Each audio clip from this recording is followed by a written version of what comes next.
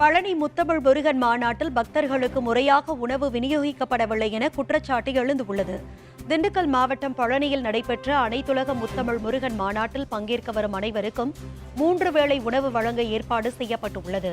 இந்த நிலையில் இன்று வெகுநேரம் காத்திருந்த பக்தர்களுக்கு உணவு தீர்ந்து போய் விட்டதாக ஊழியர்கள் கூறியது அதிர்ச்சியை ஏற்படுத்தியுள்ளது.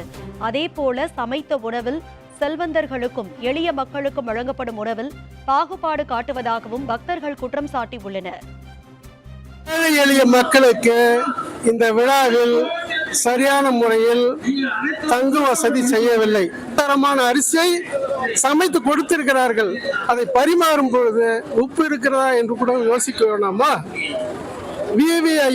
விஐபிகளுக்கு தரமான உணவுகள் அங்கு வழங்குகிற பொழுது இங்கு தரமான உணவு வழங்குகின்ற இந்த காலகட்டத்தில் ஏழை எளிய மக்களுக்கு உப்பில்லாமல் பரிமாறினார்கள்.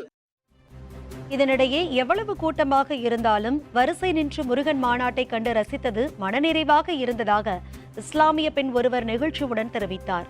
அல்லாவும் அந்த முருகனும் சேர்ந்து எல்லா மக்களுக்கும் நோய் நொடியின்றி வாழ அருள் செய்ய வேண்டும் என மாநாட்டை பார்க்க ஆவலுடன் வந்திருந்த இஸ்லாமிய பெண் கூறினார்.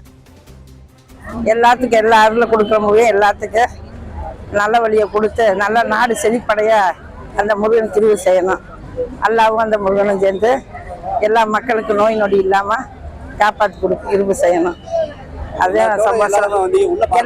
எல்லா பார்த்ததும் எல்லாம் நல்லா இருந்துச்சு. எல்லாம் ஆனால் கூட்டம் என்ன நின்று படிச்சு பார்க்க முடியல, எல்லாம் தள்ளிட்டே வந்தாங்க.